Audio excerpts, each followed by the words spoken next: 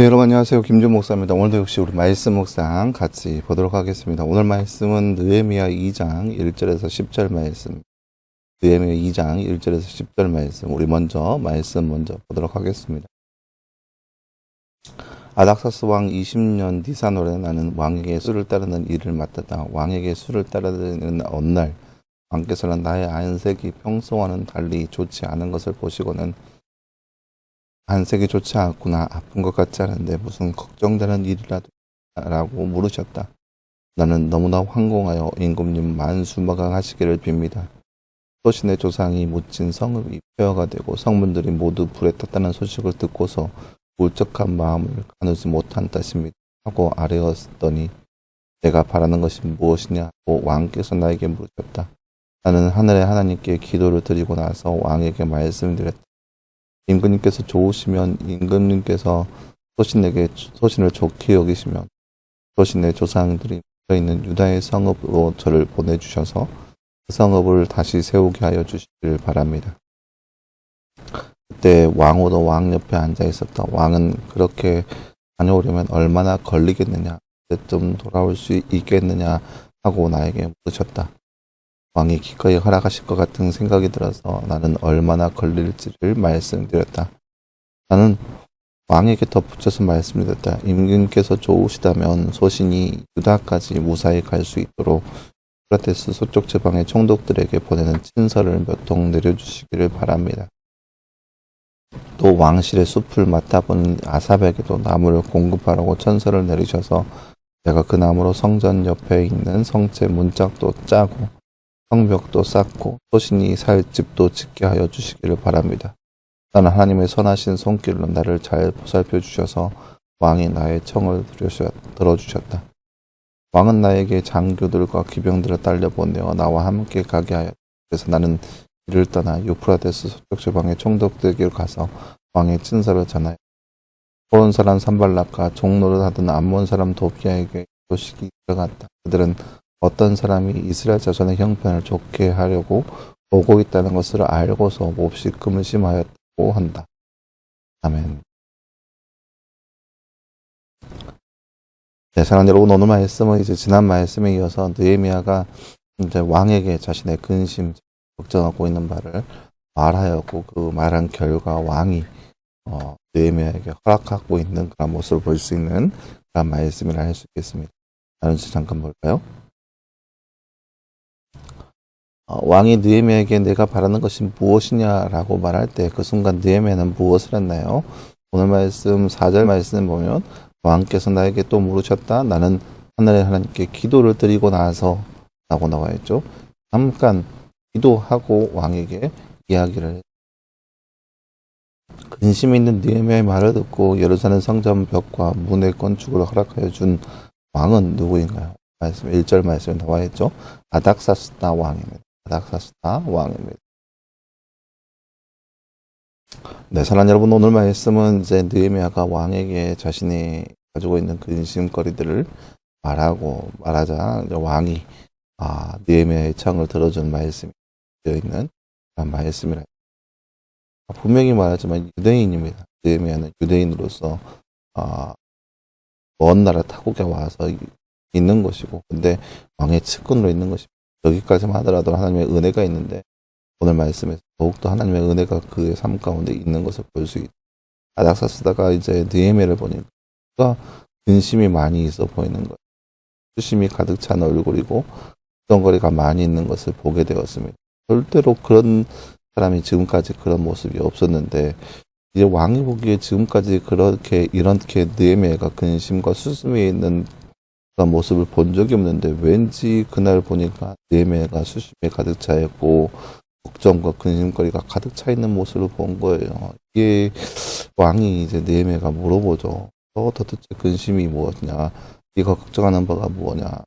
나에게 한번 말해봐라. 너가 지금까지 내 옆에 있으면서 이렇게 걱정 어린 표정으로 나에게 있는 적이 있었는데 대체 걱정하는 바가 무엇이냐라고 왕이 묻습니다. 그때 이제 느헤미야가 왕에게 자신이 가지고 있는 그런 실정을 얘기합니다. 왕이야 나에게 이러한 걱정거리가 있습니다. 내 조국, 내 민족이 어려운 가운데 있고 성벽도 없어서 어려운 가운데 있다는 그 소식 때문에 너무나 눈물이 날 정도로 슬픕니다. 라고 하면서 이야기합니다. 이야기하면서 어떻게 했어요? 그때 지금까지 느헤미야가 받았던 신임과 그 또 표정들이 확 드러나니까 수심에 가득 찬 말로 표현을 했겠죠. 그때 이제 왕이 이야기하죠. 그래 네가 바라는 것이 무엇이냐? 라고 묻자 느헤미야가 아주 잠깐 하나님 앞에 기도하고 나서 봐주세요 라고 했겠죠. 어쨌든 하나님 지내달라고 했든지 뭐라 했든지 일단 기도하고 나서 왕에게 얘기합니다. 왕이여 하나님께서 원하신다면 또 왕의 뜻이라면 나를 보내주셔서 그 땅 가운데 가서 성벽을 재건하는 일을 할 수 있도록 수건 사업을 할 수 있도록 도와달라고 그리고 가서 보내달라 그것도 끝이 아니에요. 그래서 가는데 빨리 갈 수 있게 유프라테스 서쪽 강으로 해서 갈 수 있도록 거기에 있는 그 총독에게 잘 갈 수 있도록 왕이 친서를 좀 써주시고 그래서 그 지역을 빨리 지나갈 수 있도록 좀 친서 좀 써주시고 그리고 물자 좀 가질 수 있도록 또 친서를 써주시고 이것저것 약간 물자도 대달라 갈 수 있도록 그 왕의 인증서도 해달라 막 이런 저것 사항을 왕에게 이야기합니다. 근데 왕이 그 모든 것들을 다 허락하죠. 그래 갔다 와라고. 보세요. 왕의 측근입니다. 왕이 가장 신뢰하는 총애입니다. 총애를 받고 있는 그런 신하입니다. 그 신하가 먼 타국으로 이제 물론 자국이겠지만 타국으로 가려고 합니다. 보면은 보세요. 느헤미야가 요청하는 거 보면은 물자 좀 달라 그러면 나무 좀 달라 가서 내 집 좀 만들겠다. 얼른 끝나고 와야 되는데 집을 또 지어야 된다고. 이제 기약이 있는 거예요. 기약도 없어요. 그런 것도 전혀 볼 수 없는 그런 상황인데 그런 것들을 다 왕이 허락해 줍니다. 느헤미야가 실제로 가게 되는 모습, 전사를 가지고 유프라테스 강 서쪽으로 해서 가고 있는 모습이 그려져 있는 그런 말씀을 할 수 있겠습니다. 오늘 말씀을 통해서 우리가 생각할 수 있는 것은 첫째로 이 느헤미야 같은 믿음, 또 느헤미야 같은 행동이 우리의 삶 가운데 가득 넘쳐날 수 있는 우리의 모습이 되어야 할 것입니다. 느헤미야가 왕 앞에 이렇게 하기 위해서는 느헤미야 스스로도 왕 앞에 스스로 겸비하여서 늘 최선을 다하고 있는 느헤미야의 삶이었던 것을 알 수 있죠. 그러니까 타국 사람임에도 불구하고 왕이 느헤미야를 온전히 믿고 있고 신뢰하고 있고 또 그래서 느헤미야가 요청하는 모든 것들을 들어주고 있는 그런 모습을 볼 수 있는 거죠. 그래서 느헤미야가 그냥 여타의 다른 사람들처럼 그저 그런 사람이었다면 어떻게 왕이 느헤미야의 말을 들어주긴 하겠어요. 들어주죠. 왜 들어주겠어요. 그냥 여타의 사람이 듣지 않죠. 그냥 그러니 하고 끝나죠.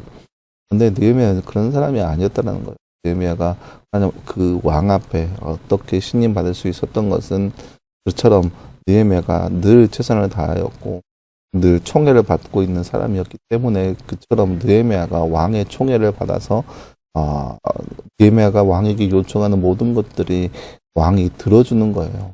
그래서 느헤미야가 잠시 잠깐 입으로 모든 걸 다 해결하는 것이 아니라 삶 가운데 늘 그렇게 성실함이 있었기 때문에 얻어진 결과라고 볼 수 있는 거죠.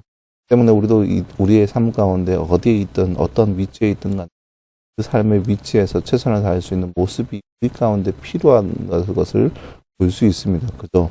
스스로 잠시 잠깐 우리의 삶을 열명하기 위해서 그렇게 살아간다 그런 모습이 아니라 늘 남들 앞에서 또 하나님 앞에서 최선을 다하는 모습이 우리 가운데 필요한 것임을 볼 수 있습니다.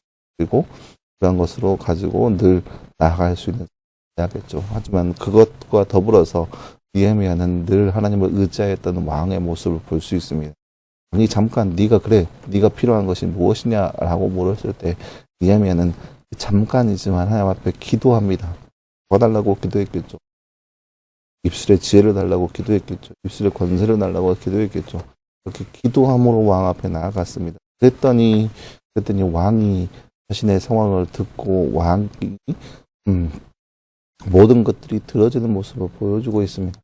이처럼 느헤미야가 자기 스스로가 아니라 하나님을 의지했던 모습을 보여주고 있는 겁니다. 이것이 바로 느헤미야가 보여줬던 모습이고 또 우리가 예매를 통하여서 본받아야 할 모습 중에 이처럼 이 땅 가운데 살면서 하나님을 의지할 수 있고 하나님과 함께 더불어 살아갈 수 있는 사람, 하나님께서 우리의 삶을 이끌어 가신다는 그런 믿음을 가지고 살 수 있는 삶의 모습이 바로 우리 가운데 있기를 함께 기도하겠습니다.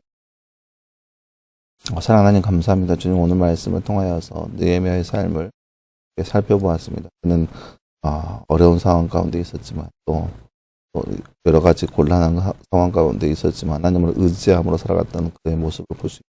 하나님, 우리도 이 땅 가운데 살면서 하나님을 의지함으로써 구함으로 나아갈 수 있는 사람 되게 하시고 우리 스스로 일을 해결하기보다는 하나님을 의지하고 하나님의 도우심을 구할 수 있는 삶이 우리 삶 될 수 있도록 우리 가운데 함께하여 주옵소서.